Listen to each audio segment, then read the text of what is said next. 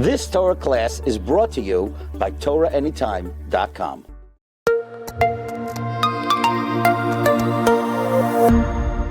Okay, everybody, welcome back to the Lechtich Musar podcast. We are on page 247 in the art scroll. We are on day 99 of Hachzik, continuing in the Inyan of Bizayin. V'loizu derech yeshara.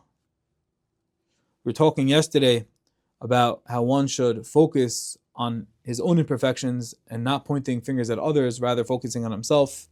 And now we're going to continue in that. V'loizu derech yeshara.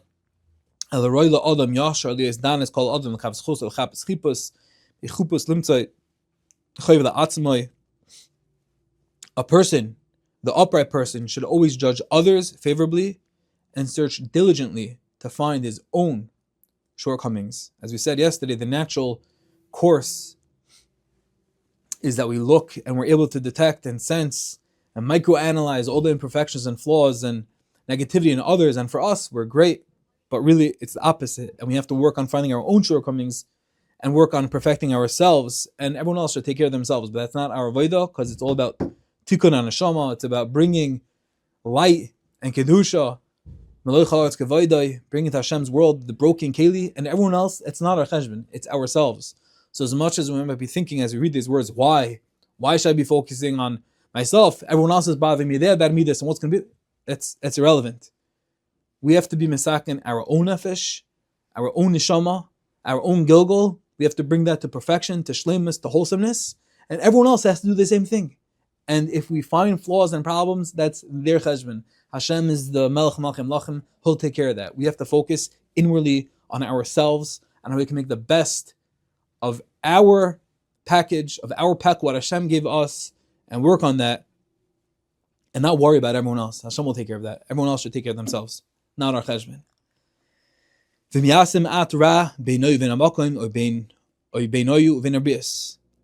if you should find that he has committed even a small measure of evil, a little bit of ra in his relationships with the Kadosh Baruch Hu, or with others, with his interpersonal relationships, with his chaberim,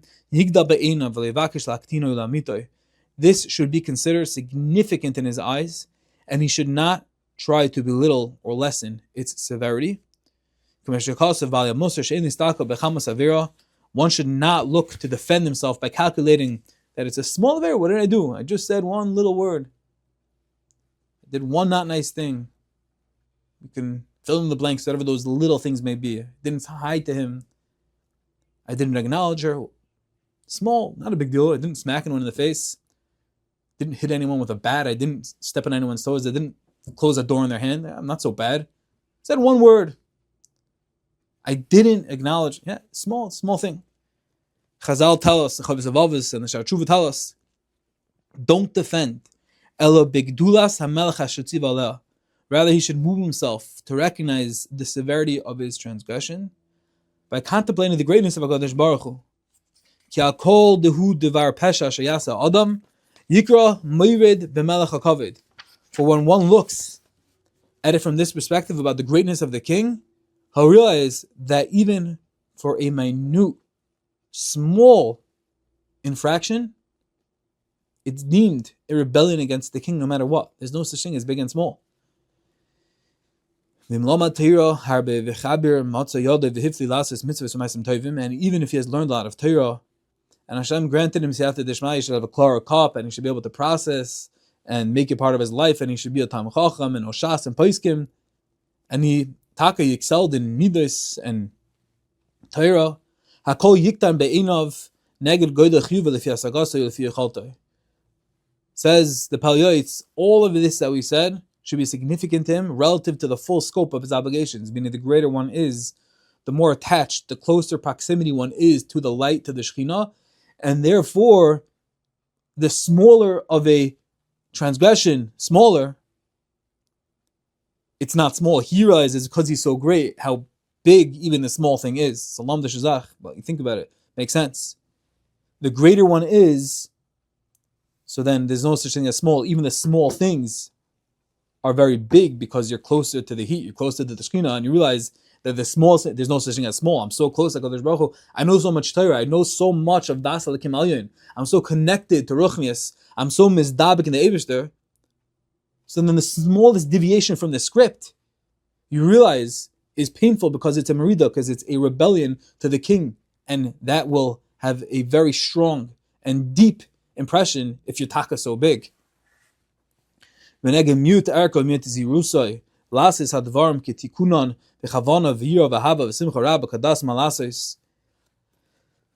All he's accomplished can be measured stringently by focusing on his lack of worthiness with fear of HaKadosh Baruch Hu. And with this in mind, a person could easily humble himself, and he can always say, I've never truly done anything good completely in the correct manner. And certainly whenever those who mistakenly believe in how great he is and show him honor, and there's a great danger that he'll begin to think himself that he's bar hachi, he's going to become arrogant. A person must strengthen himself, not to let haughtiness seep into his heart. And at those times you should say, I know that I am unworthy. And he should be thinking constantly how repulsive he really is, because he knows how low he is. He knows his inner thoughts in the inner chambers, and he thinks he can ultimately equate himself to even lower than a behemoth. And that no one angers Hashem and pains Hashem more than he. So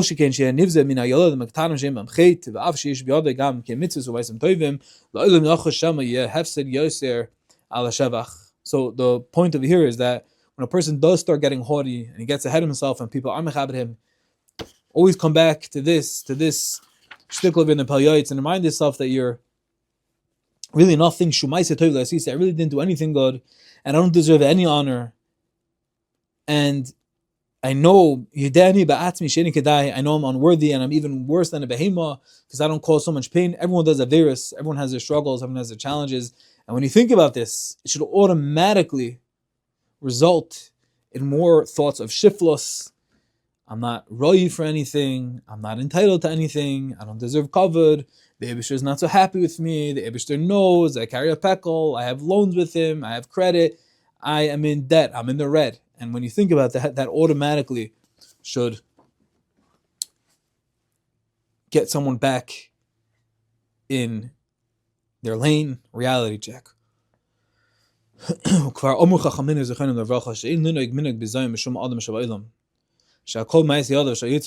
Never disparage, never belittle anyone, because everything is the handiwork of HaKadosh Baruch Hu. And everything, every little ant and spider, as you know the famous story of the Rashbi, there was a spider that was coming over the cave. They asked what's the point in the spider, and really the spider ended up saving the Rashbi's life.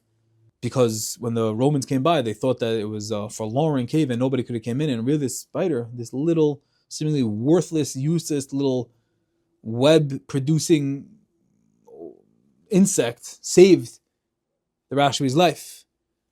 So, Kavachoymer, Kol Shekain, any bria, an animal, but let's take it up, a guy, and Kol Shekain, a yid, Hashem needs him to be mar b'kavod shamayim, have to be very, very careful.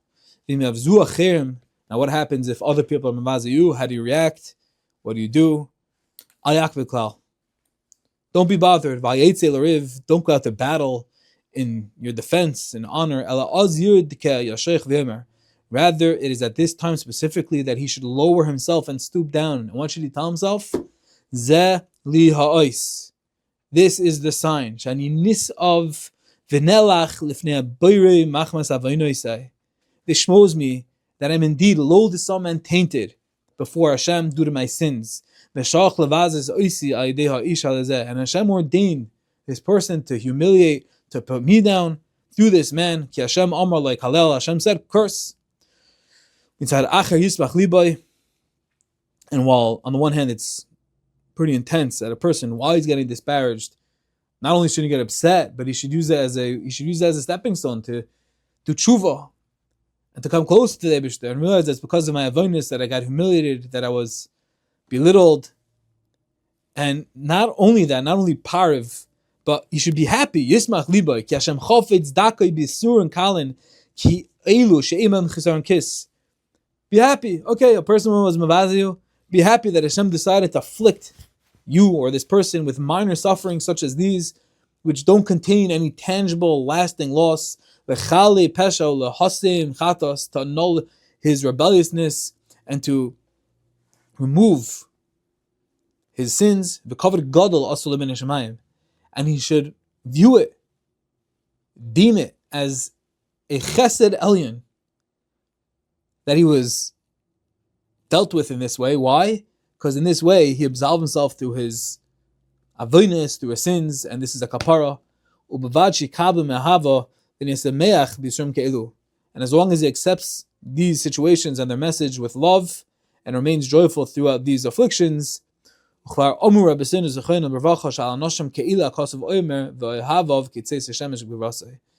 these people that the pasuk in Shoftim says, "They who love him shall be like the powerfully rising sun." That on the one hand, it's painful, it's degrading, it's belittling, but at the same time, if a person could rise up from wherever he's been pushed, wherever he fell,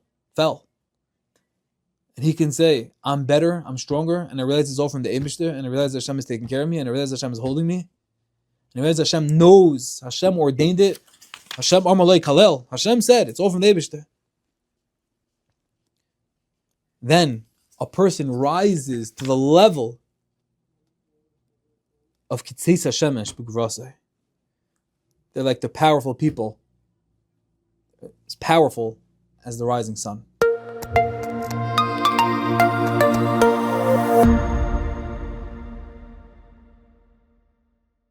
You've just experienced another Torah class brought to you by TorahAnytime.com.